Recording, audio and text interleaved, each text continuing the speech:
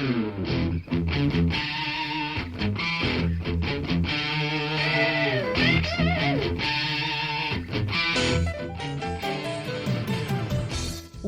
to Thriving Entrepreneur with your host, Steve Kidd, third-generation minister and 30-year business coach.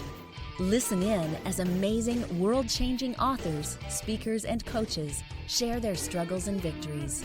And hear from best-selling authors' insight into how you too can live your life as a thriving entrepreneur. This is Steve. Welcome to Thriving Entrepreneur. Thanks for being with us here today as we talk about and share with you your power. What is your power? Sometimes we refer to it as your superpower. Sometimes it's just your power. What is that thing that allows you to triumph in life? What are the tools that you use that help empower you? And what are the things that you do in this life that are powerful? We want to take a look at what real power is, your power, the kind of things that make this world the cool place that it is.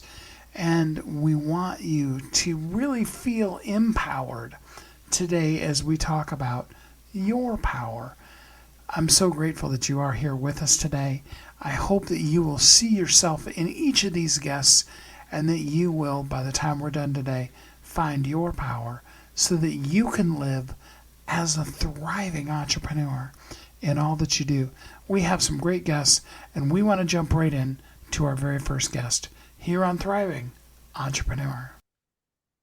Join me in welcoming Kelly Chase. Hey, Kelly, how you doing today? Hey, I'm good. How are you? I'm doing so good, thanks. Start off by telling us a little bit about you and how you show up in the world. Yeah, thanks. So my name's Kelly Chase. I am an entrepreneur. I have a podcast called Chase Life with Kelly that creates a lot of impact out there. Lots of vulnerable stories are shared. Many people may know me from a show on Netflix called Love is Blind. I was on the first season, reality TV show. So I guess I've been given quite a platform. I have over 400,000 followers across social media channels, and I just want to continue to use my platform to speak on mental health, mindfulness, self-love, things like that, and really use my voice. So pretty much what I do. There are probably going to be a ton of people that are just going to be so frustrated with me. But Yeah. I've never heard of Love is Blind. So can you tell me just a little bit about it? Oh, yeah, absolutely. So, Love is Blind. Basically, we start out in what we refer to as pods, and there are women or in one side, there's a wall between us, and then there's a man on the other side, and we're literally like blind dating. We've never met the person. All we can go by is making an emotional connection with them because we aren't seeing what they physically look like. We've never seen them in real life. And then we actually get proposed through that wall. So still sight unseen, getting proposed. And then we do a big reveal, go out into the real world, and live together for a handful of weeks while we're, dress shopping, planning for a wedding, actually. And the whole filming is done within 8 weeks. So you meet someone sight unseen, and there are, I think, 5 to 7 couples. There have been just 6 seasons so far, and I think that there are 7 couples that are still married from previous seasons, 2 being the original couple from season 1, which is what I was on. They are still married to this day. So at the end, the winner is the couple that does actually make it all the way through, or is there not really a winner for that one? Yeah, there's not a winner. It's a social experiment. So they wanted to see, can people is love actually blind? Like, can you really fall in love with someone sight unseen? And like I said, 2 people made that a couple of couples made that match, particularly in our season. And like I said, they're still married to this day, after having never met 8 weeks prior to getting married. So it's kind of a crazy concept. And I think that's why the first season actually aired in 2020. So right when the world was shutting down from the pandemic. And everyone was locked in their house. So everyone started watching. But I think the show was just something that hadn't been really done before, the concept, and was pretty revolutionary. So created a lot of a lot of hype out there internationally. They have shows like in Brazil, I think one maybe in Japan now too, like Love is Blind versions in those different countries too. So it's That is kind of, so interesting. Sorry for having not heard of it. it's okay. No, it's okay. Um, well, that's cool. We might have to sometime offline have a whole talk about your Yeah. experience with that. But let's talk about how you go from being this reality star on a show that's really going to push your limits one way or another, regardless of whether you meet a good person or not, to navigating that and becoming a business person, an entrepreneur, and all of those kind of things. Yeah, honestly, I am one to speak on vulnerability, and it was hard. It has been a very rough journey for me. I actually work a corporate job, a 9 to 5, and I have a podcast called Chase Life with Kelly and myself. And I have been a coach for 10 years. But after the show aired, it was just a lot. I mean, I went from, less than 10,000 followers to over only close to 500,000 followers in 3 weeks. It was really wild. And I was working a corporate job at that time when the show aired. I was also trying to do my business. Now I have this new identity, and I'm getting, brands reaching out, wanting me to help promote their products and that kind of thing. So it felt like I had like 4 full-time jobs in one. So it was really chaotic for me. And honestly, I had to like take breaks here and there throughout. I mean, I ran my business. I had some very successful months as far as income and creating some impact and working with women. But keeping up with it and staying consistent was very difficult for me because I was so inconsistent on the inside. I felt like it really did affect my mental health in a lot of ways. And I feel like your nervous system kind of rules, it kind of steers the ship in life. And when your nervous system is not in a good place, then a lot of things can have a lot of chaos to them. So it has been quite a journey. I have felt this last year. I stepped back into the 9 to 5 space in 2023, and it like totally improved everything. My mental health, it got me out of my house a lot. But with that, I've been able to really, have the security of an income, one, a consistent income. And with that, I've been able to ground myself and ask myself, what do I actually want with my business? Where do I see myself? What do I want to be doing with this? How much energy do I actually want to be putting out there? So, at the end of the day, I think that's why I have really just honed in on doing my podcast, because then I can influence the masses. And not have to exchange as much energy as like a one-on-one coaching session or even a live group coaching session. Although there's a lot of beautiful positivity and impact that comes from that, it just doesn't feel right for me anymore. So now I feel like I'm good. I feel like I'm on the right Good. Oh, I'm glad. path. So, Thanks. talk to us a little bit about vulnerable. I mean, I always use the phrase about being vulnerable and valuable, but talk to us about your take on how vulnerability can work for you in the world.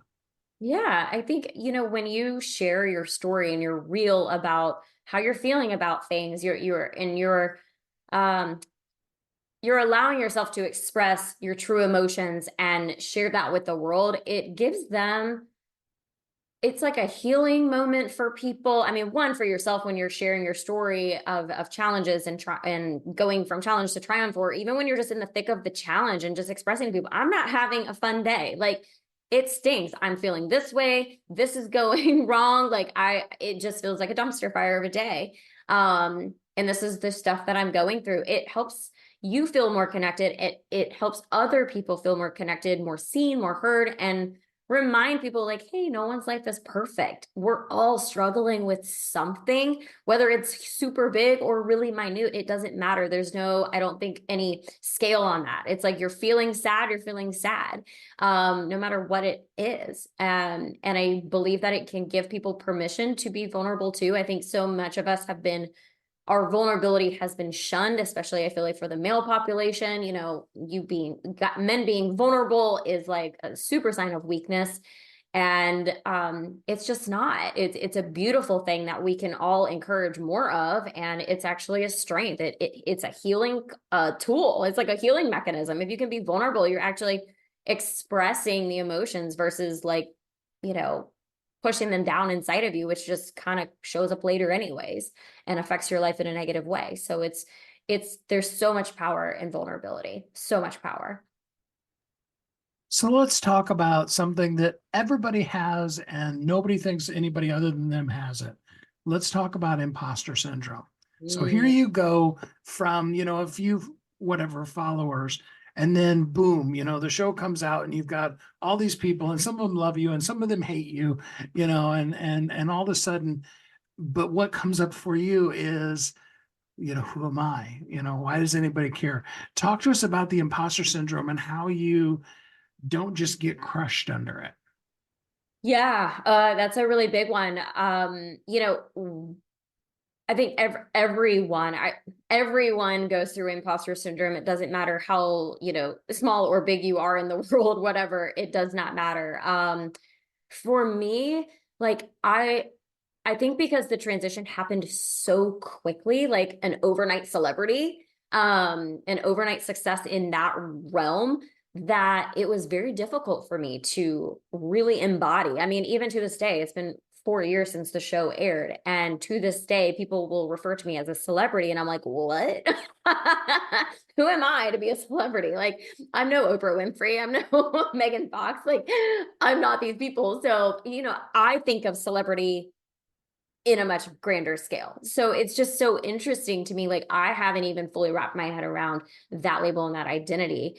And I think too, I was given this platform, and I think just because of the mental chaos that I had experienced these last few years, it really, I know everything happens as it's supposed to, of course, but I really feel like because I was in my own head, I was in my own way. And therefore, for me to say, like, I'm not a celebrity, like, who wants to hear from me? Who even cares what I have to say? Like, although, yes, I have a podcast, I felt like, okay, well, I was just a girl on a reality TV show, or I'm just this girl who talks about X, Y, and Z. Like, it doesn't matter, like, who's going to listen in a sense. But then you get messages from people and they're like, I listened to this episode and I really resonated with your story. And I'm like, that's why I'm doing this. That one message, that's like, that's it. But it's hard to keep showing up. But that's the whole thing. You just keep showing up and reminding yourself. I mean, I've done a lot of, I've worked with mentors, I've worked with coaches, mindset, relationship, financial coaches, life coaches myself. And the tools that I've learned from them have been very powerful. When it comes to just presencing yourself and kind of just grounding yourself, taking a look around your surroundings and being like, I'm safe, I'm okay. And doing a lot of affirmations, really honing into a self-care and self-love routine, waking up in the morning, moving your body, drinking water, whatever the case may be. It's like reading personal development books, things like that. It really does help. Connecting with nature. That's like one of my biggest things. Going outside and connecting with nature is something that I practice a lot. Just to remind myself that I am worthy of this and I deserve this. And we all are worthy of everything that we ever desire, more or less. So who are you to do the things? Because you're worthy of doing it, just because. And it doesn't matter. You don't have to be on a reality TV show to show up and make your mark on the world. You can create a legacy. Let go of the stories, the social programming, the religious programming, anything, like let it go, do what you desire, feel good about it, and just really step into that power. And you're going to create a lot of impact for sure. Oh, I love that so much. So you have the show. Are there other things, courses or programs or things like that you're still doing, or is it just the show that you're doing these days?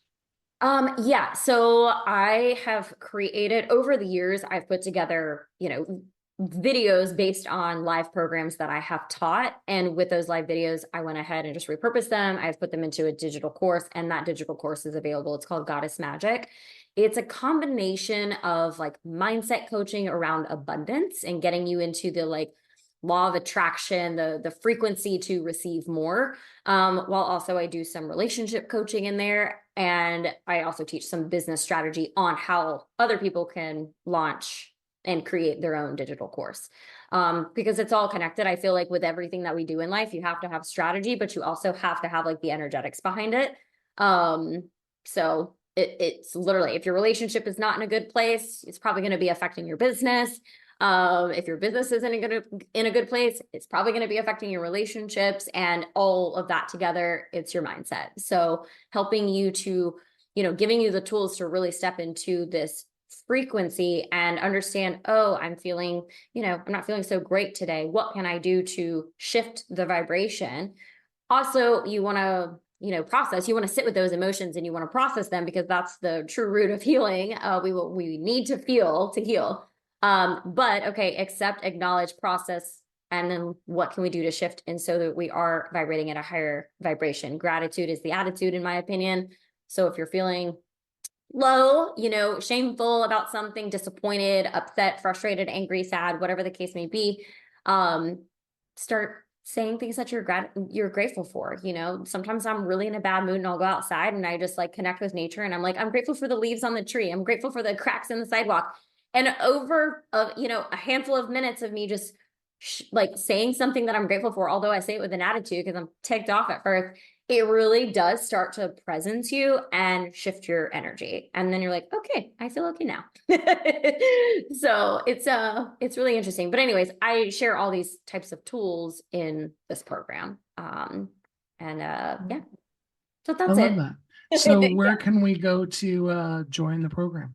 Yeah, so chaselifewithkelly.com. You can find it there, as well as, on Instagram, you can connect with me in the Instagram bio as well. My handle is at chaselifewithkelly. I'm on TikTok. I am Kelly Chase. Then I have YouTube. It's Chase Life with Kelly as well. So everything's pretty much Chase Life with Kelly except for TikTok. I love that so much. Well, Kelly, I really appreciate what you're doing in the world, and thanks for being a guest here on the show today. Absolutely. Thank you. How fun. A TV show I've never heard of, but what a wonderful thing. And now Kelly's turned it into her superpower to be able to help you find your superpower, to challenge you to find the place that challenge can lead to a triumph in your life. What an amazingly cool thing to do in the world. And I hope that it helps you see your power and how you can be a thriving entrepreneur. We're going to take our first break, and then we will be right back here on Thriving Entrepreneur.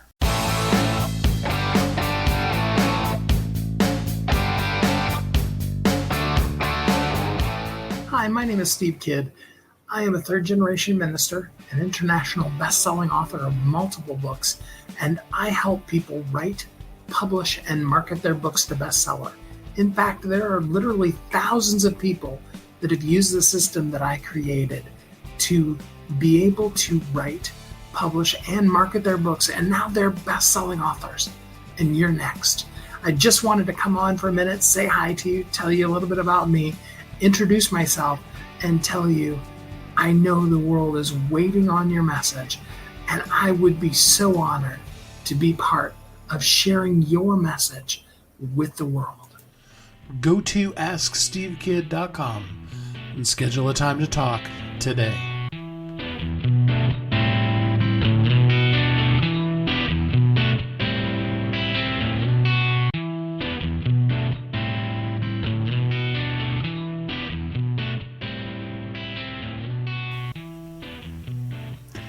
This is Steve. Welcome back. Thanks for listening to Thriving Entrepreneur today as we talk about your power, the ways that you are powerful, the tools that you can use to empower you, and ways that you can show up in the world as the amazingly powerful person that you are. We talked about Kelly's story, and now we want to look at some other things and help you again see in all of it your power. With that, let's jump into our next guest. Join me in welcoming Burke Franklin. Hey, Burke, how you doing today?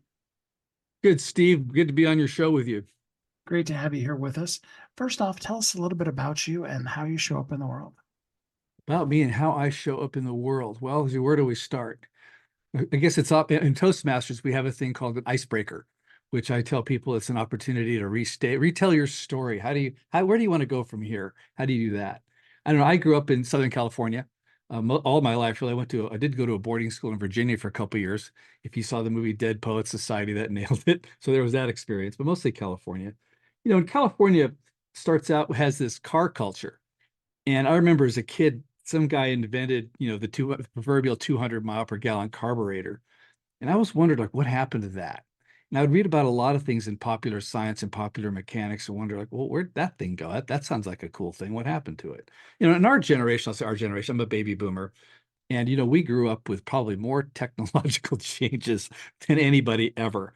We started out with black and white TVs that slowly turned to color. We had, vinyl records that then became 8-track tapes, became cassettes, became, CDs, DVDs. I mean, every time you got a new car, it had to have some new sound system set up in it that was an entirely different technology. And now, of course, we have iPhones and what needs to go on beyond that. We've got but I love all this stuff, and it's not so much getting into the technology of it. It's I look like, what can you do with it? What can we do with all this stuff? So if I go back to the 200 mile per gallon carburetor, and I've run into people over the years who've really, I'm always fascinated by some interesting inventions, the way people have solved problems. And often some of these people who solve these problems are straight up weirdos, but they've solved the problem. And I can look past the weirdo and think, okay, this is interesting. How do you make a business out of that? That's kind of what's always fascinated me. But first started out with, like, what happens to 200 mile per gallon carburetors? Why aren't they in the world today? And why aren't we getting 200 miles per gallon? And so that was a question that's always kind of bothered me going way back. But I saw, I was into riding dirt bikes. So I went to UC Santa Barbara with the idea of getting a degree in mechanical engineering because I found that I could make a motorcycle go faster with a screwdriver. That just a couple things to do. But anyway, I thought a lot of myself as a teenager, of course, doing that. But then I switched over to electrical engineering because I liked Emerson, Lake and Palmer, and Keith Emerson was playing this amazing synthesizer. And I thought, wow, how does that work? And so there's that. So I get interested in a lot of different things. I guess I'd have to call myself a polymath at this point because, either that or I have ADD and I'm like, oh, look, a squirrel. Like, what's that? What's this? And how does this work? But in the process of that, I managed to cross-pollinate. Like, you take one idea from one place and you put it over somewhere else and see how it works. And so that's really been kind of my thing, or just what I naturally do, and connect the dots. And that would work over here in an entirely different way. So I think about that. And it's always bugged me about the 200 mile per gallon carburetor. And I think I've met a lot of people with business ideas like, oh man, that's a product. You should make a business around that. And unfortunately, many people fail at that. They're so into the invention, they can't seem to build a business. And so I took it upon myself to, well, how can I help people make a successful business around this idea so the world can have access to your thing? We've still lost the 200 mile per gallon carburetor, but if you got something similar to that, I'm all ears. I love that stuff. What else can I tell you? I love it. I suppose the question I'll ask for you, just a little bit of pushback on, like, say, for example, a 200 mile per gallon carburetor is there such a thing as a thing being too good? Therefore, either we don't need repeat customers or it works forever or whatever it might be. I mean, is there too good or not? Well, now we're into the, let's call it a gray area. I hate to say too much here, but it's kind of like, there's people making, I don't know, it sounds cynical, but there's people making money on the problem. I've heard that the original light bulb, that the very first light bulb is still burning, which would tell you, and it's never been replaced, that a light bulb could indeed last forever. So how come light bulbs don't when we know they can? And so, well, is it planned obsolescence, or is you're building your product so it gives you your money's worth, but then, you got to get a new one. And so, of course, you look at the 200 mile per gallon carburetor. One of the things we ask in my business plan software system is, if you win, who loses? So you've got to be careful. I encourage people to go watch The Godfather again, perhaps, to see if somebody's making money on the problem, you and your little friends who've solved the problem aren't welcome here, because big money's being made working the problem, not actually fixing it. And it seems like many things in our world have gotten to a place where they're not about fixing the problem. Kind of to what you're asking here is it's more money. People are making more money on the problem, so they don't want it fixed. As somebody said during COVID, it was like, well, a patient cured is a customer lost. And whoa. So, I think the doctors are doing everything they could, no doubt about that. But I think some of the people behind the scenes were making more money on, messing with the props on the problem and not solving it, because solving the problem, like, then it goes away. So there's no more money in it. So I guess, as they say, follow the money. But still, there's a whole bunch of, I think, problems that can be solved. People with small businesses, and I hate to call them small businesses, it's your business. And so with businesses are making it their business, should we say, they've got an idea to solve a problem and they want to make it their business. And one of the challenges I want to steer them around is you've got to be careful of those who don't want you to solve the problem because they're busy making a ton of money on it. And so you've got to be careful there. And that's just sort of an aside. I've got this business plan software system, Biz Plan Builder, that I've mentioned before. And that's one of the things we added to it, because I'm wondering, what happened to the 200 mile per gallon carburetor guy? What happened to the guys who've supposedly cured cancer? They're not around, and that solution is gone. And so, I wonder about that. I love that your software that is going to help a person put together a really great business plan does take a moment to ask them about the downside of it. Because I think, a lot of times when a person, at least the business plans I've seen, a lot of times it's all upside and no downside. Often you see it in competitors. A person will say, well, there aren't really any competitors, or, nobody's doing what I'm doing. And a lot of times, really, it's better to just say, hey, this is the competitor and they're doing really great, and here's what makes us unique. So I really like that can you talk a little bit more about some of those nuances in that, business plan creator that, maybe are outside of what people normally think about when they're doing it? Well, yeah, I mean, part of the problem with the business plan, that I would call it that, is you've got to be real.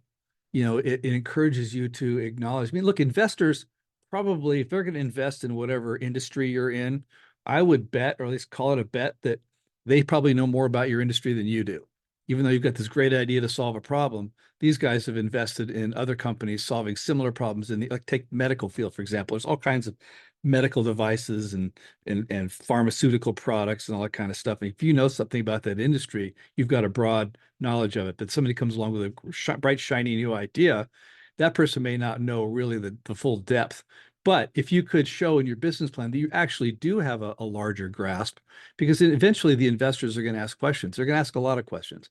People seem to think you can put together a pitch deck and give your pitch, and they're going to send you checks. And it's really great to get all excited, and it is exciting. But why does it take so long to actually get an investor to invest in you? Is because they ask a lot of questions. They're going to drill down to, okay, well, let's see. This guy does this thing. What's going to happen? What other forces are against you? I read a story of Tom Landry, head coach of the Dallas Cowboys, talking about they run their offensive plays, but they run them against the defense, because if you just run the offense by itself without any resistance, you won't know where it's not going to work. You're not going to know how clever the defense might be to stop this clever offense. And so you really want to understand the forces working against you. So you've got direct competitors. So you made a thing and they make a thing like your thing. And then you've got indirect competitors, which make other things. An example might be, let's say you're a swimming pool contractor. You're competing with, other swimming pool contractors. You're also competing with a roofing contractor, a new car, a kid's education, other things that are on the customer's mind that maybe push your idea down the priority list.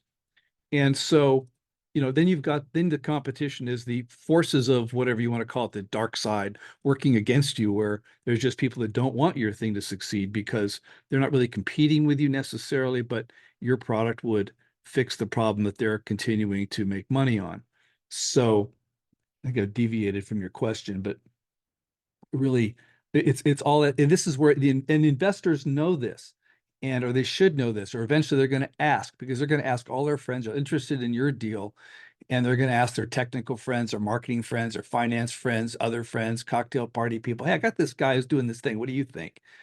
And different people they're going to add up all these different ideas, perspectives, warnings, everything else. And so what we want to do with the people in the business plan is have them include all of that stuff to demonstrate that you understand this business, you understand what you're up against. Like the football guys, they're going to watch a game film of the other guy. Fighters are going to watch videos of their opponent to see how this guy is. So you need to really understand the world you're in and where it's going.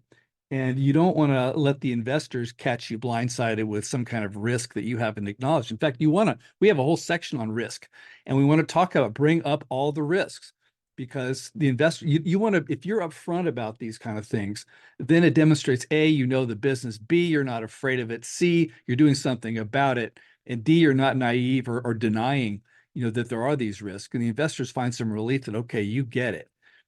For example, I was at one investor presentation meeting and they were talking about something. And one of the investors said, so what if you get hit by a bus? The proverbial way of saying, what if you die or disappear, whatever, all that. And so the people presenting their business plan or their pitch look like deer in headlights. You've seen it on Shark Tank. And I just cringe when I see it, because some of these questions are so, I won't say obvious, but of course they are to me now because I've heard it so many times. But here's this guy. I'm thinking, oh, he had a great pitch. He's got a great product. He's got a good deal. But he blows it when he can't address what happens if he gets hit by a bus. The simple answer is, well, I got a team around me. Look at all these guys.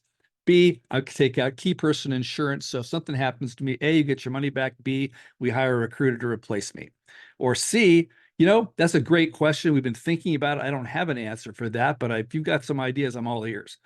And so at least if number 3 there would be the one you should have in your back pocket for all questions you can't answer, but if you've thought about it and you acknowledge that as a possibility, because it is a possibility and it's happened before. And so the investors want to know, okay, you're ahead of that. So because if I'm an investor and I catch you unaware of a risk, or avoiding a risk, or not thought about a risk, or something that's really a low-hanging risk that's just right there, and you haven't thought about that, I'm thinking, what else do you just not understand about your business? What other gotcha is going to tank this deal? And sometimes the risk is something, look, with the money I can make these risks go away. That's what the part of the investment's for. So there's that. But so there's a lot there. It's just a matter of, part of it is just the naivete that some people have. Maybe you should watch more TV or something. I don't know, but you've got to be prepared for things to go wrong. And because they will, and of course everything takes longer and costs more. So there's that bit as well. So I think you really want to be ahead of the investors. It's really for yourself. It's your own gravitas. You're looking at your business. You need to get real. And that's, I think, probably sometimes the hardest part, because we really love the magical thinking. That's, oh, I'm going to do this, I'm going to do that, and then it's just all going to happen. And I'm certainly a big fan of magical thinking myself, so I have to I have to watch out for that. I love that. So talk to us a little bit about how a person can work with you. I mean, you have several business tools, the business plan generator being one of them. Talk to us a little bit about where they can go and what they can expect to find there. Well, thanks for asking. It's businesspowertools.com. And it's an online dashboard that makes it easy for busy founders, business owners, startup people, teams, and consultants who work with them to build a successful business using a secure, collaborative online toolbox loaded with what I would call self-guided, ready-to-use, software-driven templates. So unlike just a plain old Word doc with some text on it, or worse, lorem ipsum dollar sit, that 15th century typesetters idea of scrambled text, that people put in. I've seen those business plans that say that, like, oh, we're just giving you an outline. You're going to have to figure out what to say. Our real secret sauce is giving you actual content. But quick backstory on that is I was, back in the day, I'd worked for Texas Instruments. I'd worked for the Sharper Image catalog, both as an electronics buyer as well as a catalog copywriter. And then I was in Silicon Valley selling word processors because I discovered those as a copywriter, and those were really cool. And then, of course, Macs and PCs came along, and then word processing business went away. And there I was in Silicon Valley helping people with data sheets, catalogs, brochures, marketing materials. And a friend called up and he had a deal going with Apple to buy his engineering software. They didn't want to buy the company, they wanted to buy his product. And they wanted to be sure that he'd stay in business to develop and support it. And at the same time, the Small Business Administration had done a study of the businesses that failed, the proverbial 4 out of 5 businesses that fail in 5 years, all that. And they found that 65 some odd percent of them, call it 2/3 of the businesses that failed, had no business plan. And so Apple wanted to see his. And so I helped him build it and create one. And I learned how to do it at the time. And I put it together kind of like a sharper image catalog, but without as many pictures. But, it got the deal. And over the next year, I was helping people with business plans, helping them make sense to investors, helping them get real with investors, helping them do the math, helping them explain it, helping them be the person they needed to be to inspire an investor to back them, because investors really, they bet on the jockey more than the horse. So they're looking at your team. They'd rather invest in an A team with a B product than a B team with an A product. So all that, about a year into this thing, I'm standing there, Charlotte, thinking, if I see another business plan, because unfortunately, most people, when they're pitching investors, they think they can BS their way through it like you would do in a school paper back in the day. And investors, they're onto that. They want details. I had an ancient history professor who would scribble red ink on my papers enough that it looked like someone was murdered in his office. And he would say things like, what are you talking about? Give me an example. Show me, prove it. When, names, dates, why, all that kind of stuff. And I'm thinking, I got F's, straight up F's on the papers. And I eventually got A's on the papers because I realized what he was looking for. And that's really the distinction in the business plans and the products that we sell, is it answers all those questions. And so the Biz Plan Builder, and that's the registered trademark, you can go to bizplanbuilder.com or businessplanbuilder.com and you can see it. But the idea is that it really helps you understand your business and be ahead of the investors with it. And it's got the text in it that gives you an idea of what to say. Because what I did was I took all the content that I developed for all these clients, redacted anything private, but I turned it into a template that people could use and do it themselves. So they had a running head start at the whole thing. The text is there. You're going to go in, so I'll say it differently, but at least you've got an idea of what to do and how to do it, along with what to say and how to say it. And that's sometimes the hardest part. Actually, I think it is the hardest part. And then, of course, we added financial models in a pitch deck that's a guided pitch deck to show you this is how that sequence of pitching an investor goes. Or it's not just investors. I mean, you're talking about, you want to inspire somebody to join your team at a high level. You want to pitch a big company like my friend did with Apple. You're going to raise some capital for the business, or you're going to see if you can build the business without raising capital, or how far can you go before you need to? And the further you can go, the better. We even had a client who used the business plan to convince a man who owned 2 Learjets to switch over the management of his jets to my client. So now my client basically got 2 free Learjets. He thought he needed to raise millions of dollars to buy jets. Now, with that idea in mind, he can go to people who have all kinds of aircraft all over the place who are not using them every day and say, look, I can manage your plane for you. I will maintain it. I will fly you anywhere you want to go in it. And I will charter it out to other people so you can make money on this thing. Bam. I mean, there's a business that you didn't see coming. So I tell people there's a lot you can do with this plan to convince somebody to back you with more than money. And at the end of the day, it becomes a brochure when you go to sell your business, because many brokers will tell you that you got to start selling your business 3 years ahead of time. You can't just say, I'm going to sell it this weekend. And so the business plan becomes your brochure to really explain to the buyer, look at all I got going for me in this business and what we've done, what we've accomplished and all that stuff. And it really validates the value and helps you sell your business sooner for more money.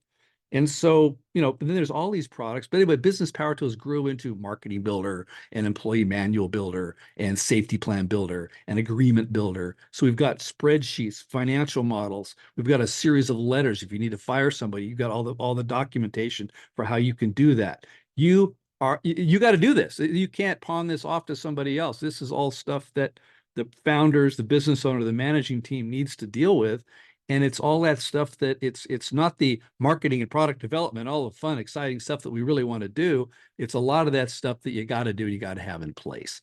And that's what Business Power Tools does. It really enables you to do all of those things and really, and it's the antidote to working 60 hours a week. So you get this stuff done if it's done for you. So that's really what I've got here. I love it. And real quick, give us the URL for that again one more time. businesspowertools.com. Well, Burke, I really appreciate getting to spend time with you. Thanks for being a guest here on the show today. Thanks, Steve. Great talking to you. Appreciate the opportunity. powerful tools that you can use to empower your life and your business, and how you can show up in your power to be powerful and empowered to run a powerful business. What a great way to show up in your power today. Let's jump into another commercial break here, and we'll be right back here on Thriving Entrepreneur.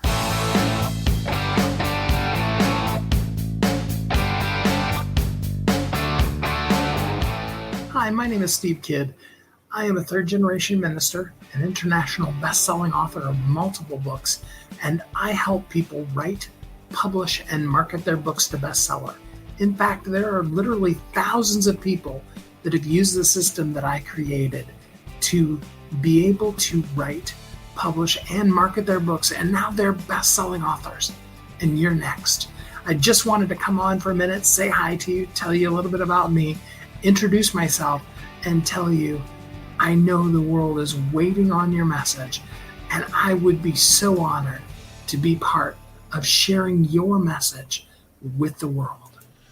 Go to AskSteveKidd.com and schedule a time to talk today.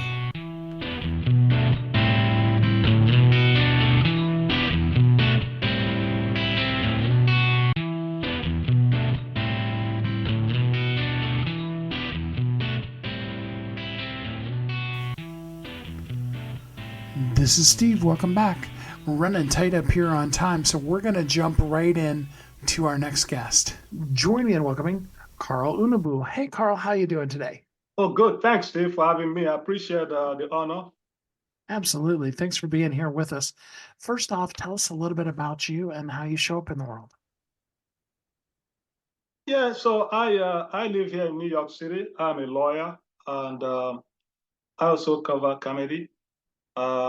So by training, I am a lawyer and a journalist.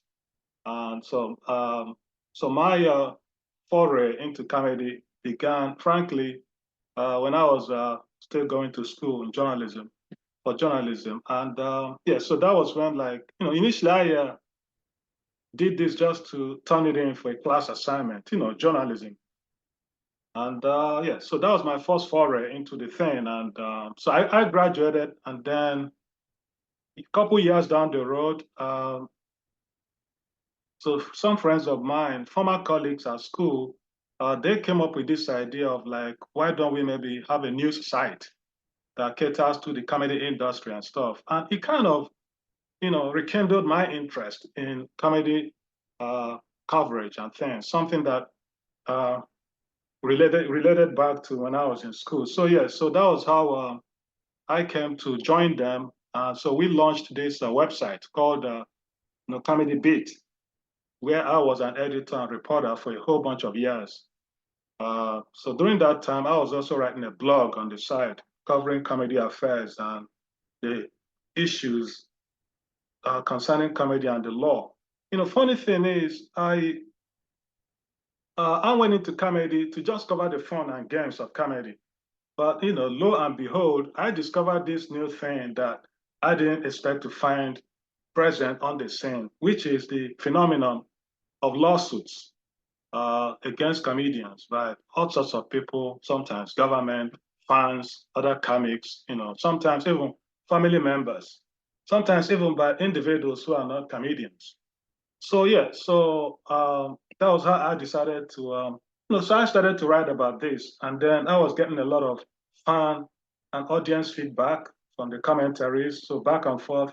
So long story short, that was how I got inspired to kind of turn the blog into a book. So the book originates from the blog, but obviously it's not the same thing as the blog, because the book contains only maybe 30% of what's on the blog. By the way, the blog is called ocalslaw.com. And the book itself, obviously, is Comedy Goes to Court, when people stop laughing and start fighting. Wow, that's amazing. So, I mean, what kind of things are people suing comedians for? I mean, is it they weren't funny enough? I mean, where do the lawsuits even start? I'm baffled. Yeah, it is baffling. It baffled me too initially. Now, the lawsuits, they span the gamut, really. I mean, they cover the spectrum from even when, how the contracts are made and, people stealing jokes. Well, first of all, this book has two audiences. First, I wrote the book as an act of service to the comedy industry, the comedy lovers out there, whether they are comedians or they are not comedians. Obviously, there are more non-comedians than comedians. And for them, I have two reasons for writing the book. One, to provide entertainment for them. Like, the book has lots of stories about comedians, their shenanigans and their adventures and misadventures and all the people around them. And, stories that are very titillating and fascinating. And, as one comedy insider once said, stand-up comedy is the most fun you can have with your clothes on, which frankly, rings true. And then the book is written, the stories are written in a very easy read, conversational tone, sort of like the kind of language you might encounter if you read People magazine or the world famous page 6 of the New York Post. So, so reading the book can sort of make people feel like they are in a comedy club, watching, like taking in a show or watching a comedy roast on Comedy Central or a Netflix comedy special. So the book is like that. And, so it's the kind of book they can take on vacation, read on a beach or wherever they let their head down. Then the next thing I get to, frankly, speaking of people who are not comedians professionally, I have a whole chapter here, I think chapter 7, devoted exclusively to the relationship between comedians and folks who are not comedians. Like the case of the British woman who she was going through a divorce and then she wanted to have her soon-to-be ex-husband never talk about their failed marriage on stage. Well, the guy said, no, I have to refuse this because I have been dying for 2 years to talk about this failing marriage that has now failed, and then, from there, I get to the next case where the person being sued was the comedian, actually. She was the one who was being sued by her ex-husband for talking about their failed marriage on stage. Again, she was saying something that he abused her during the marriage, which he sued her for defamation, which, if you know the law of defamation, it concerns false statements of fact. Anyway, but I won't say how it ended. You might have to read the book to find out. But then she found, she created a GoFundMe page, for comedians and the, comedy lovers out there to rally around her, contribute money and things like that. Anyway, so eventually, that kind of, took care of itself.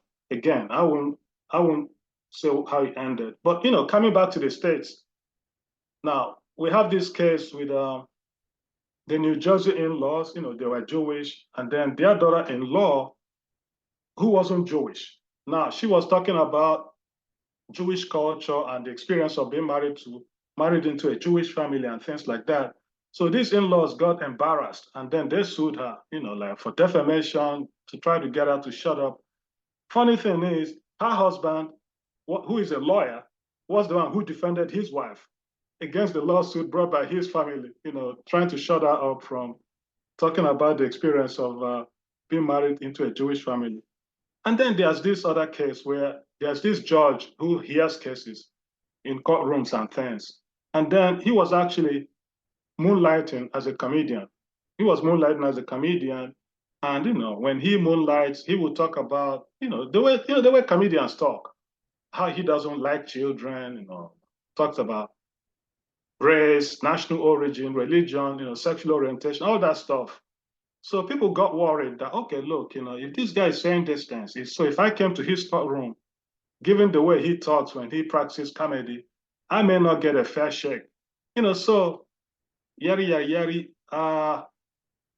People ended up like taking him, trying to kick him off the bench. So the case went all the way up to the New Jersey Supreme Court, and they came down with a ruling.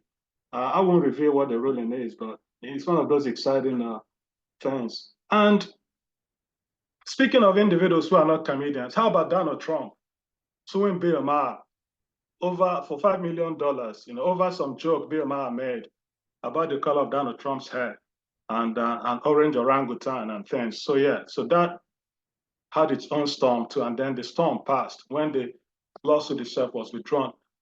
And then finally, really, in terms of folks who are not comedians, we get to something even more serious, like free speech in a free society under the First Amendment in a time of cancel culture and woke ideology in an American society that is addicted to lawsuits.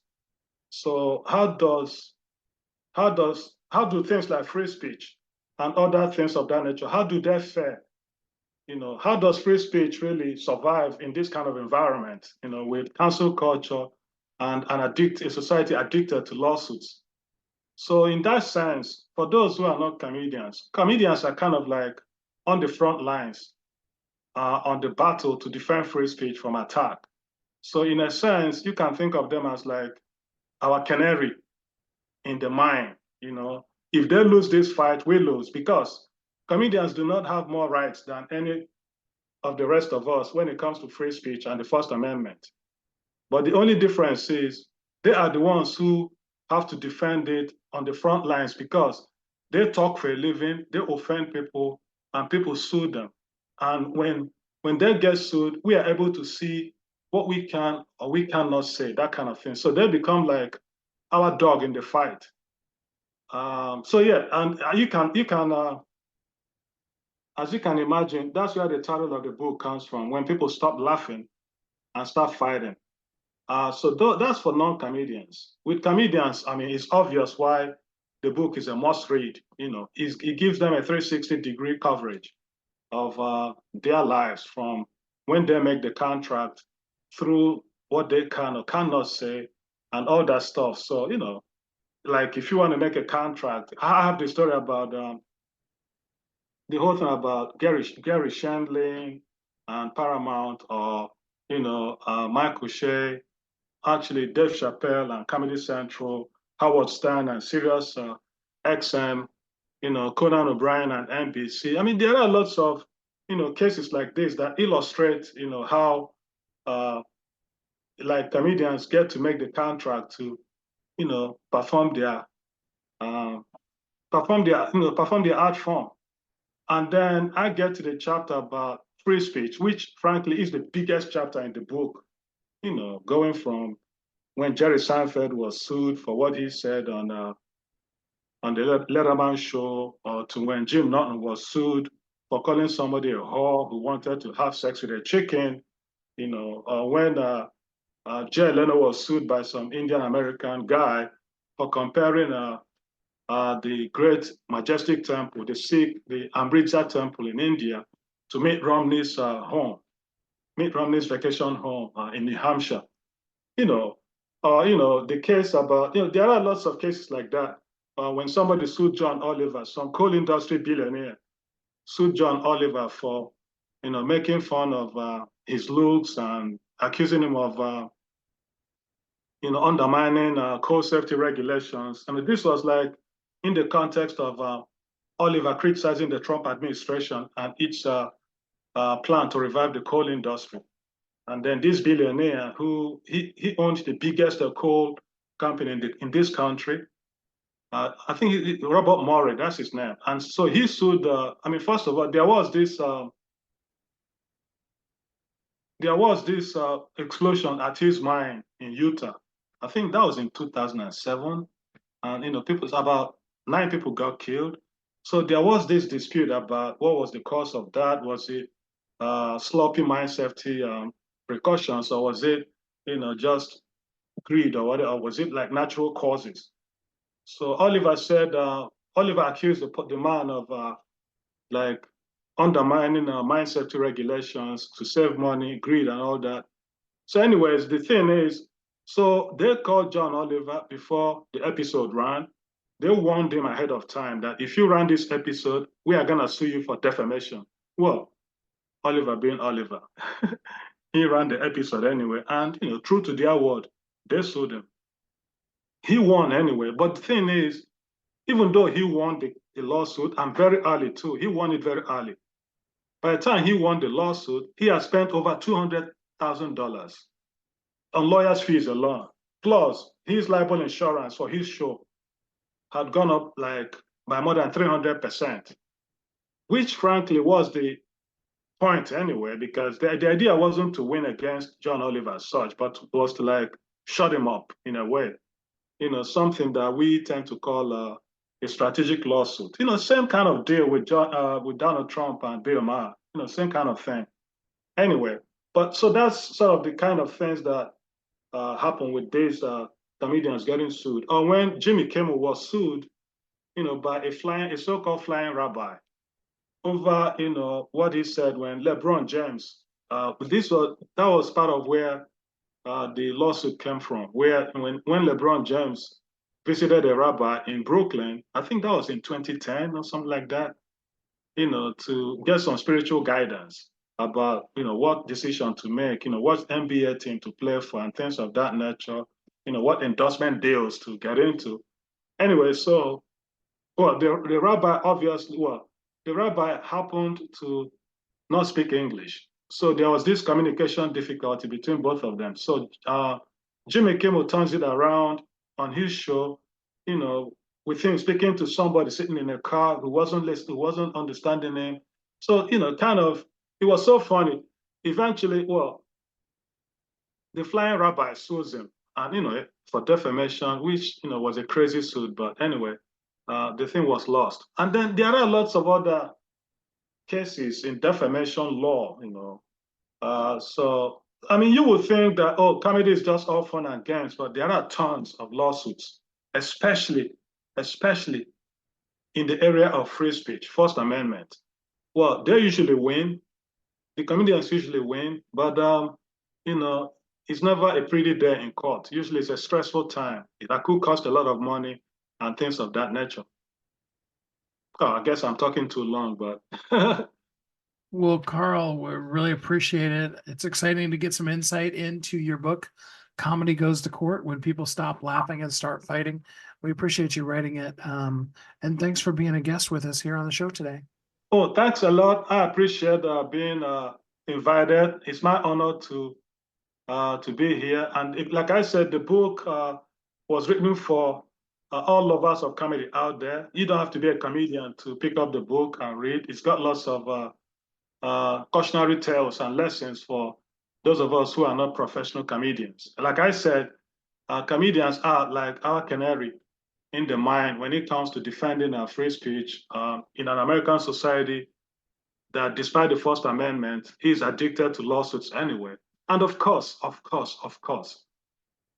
you can read the book for the stories, the wonderful titillating stories in it, So whatever reason you want to read the book, it's well worth the read. And the book has been described as a must read for comedians and a should read for the rest of us. I hope you have fun reading the book. Thanks so much, Carl. We appreciate it. Appreciate it, Keith, Steve. Thanks a lot. Laughter is always the best medicine, and it is powerful. And in it, you can find your power so that you can continue to be uniquely brilliant, created for a purpose, because the world needs you. I'm so glad you joined us here, and I hope until you're together again next time, you have a great week. Thanks for listening to Thriving Entrepreneur today. If you want to get your question answered, send an email to questions@wehelpyouthrive.com. We look forward to you joining us again next time.